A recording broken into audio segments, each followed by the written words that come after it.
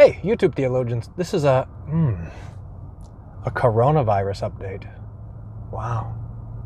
We want to remember that the Lord has three estates in which He's ordered our humanity: the family, the church, and the state. And the state, one of the major jobs of the state is to keep us all from being killed.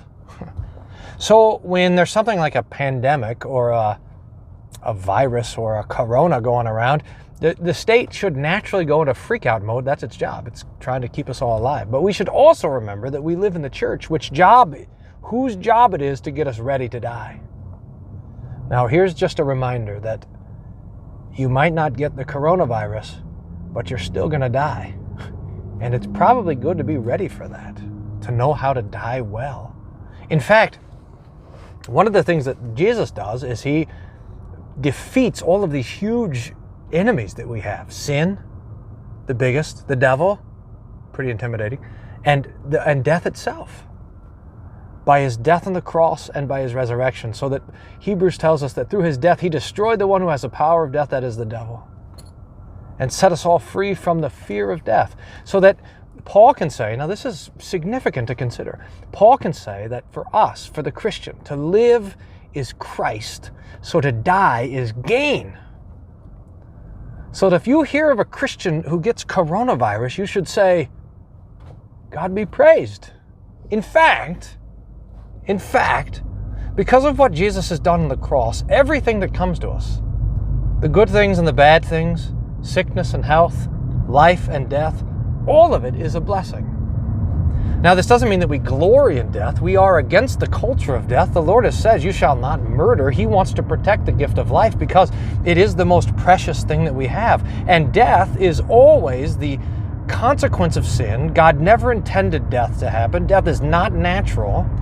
So death is the last enemy to be overcome. So Paul reminds us the last enemy is death, and it'll be defeated at the resurrection.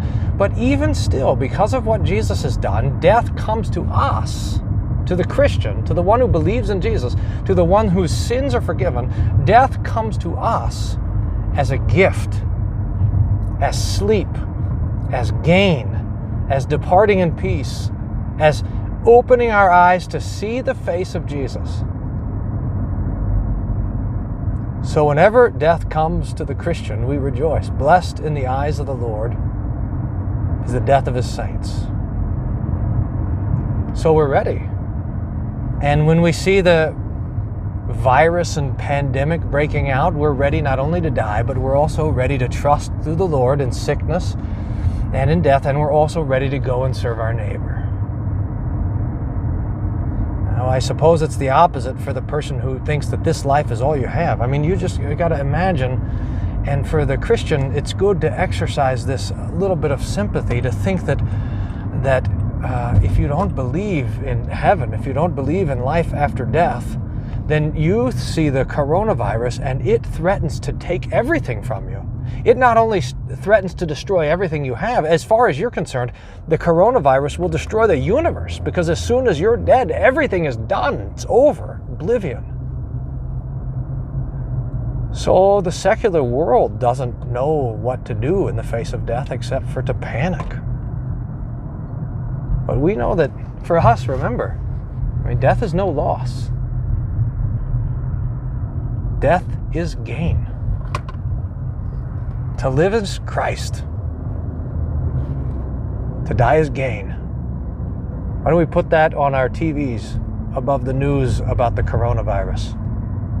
Pray that the government would do its job to protect our lives, and God be praised that we have the gospel, which prepares us to die. God's peace be with you.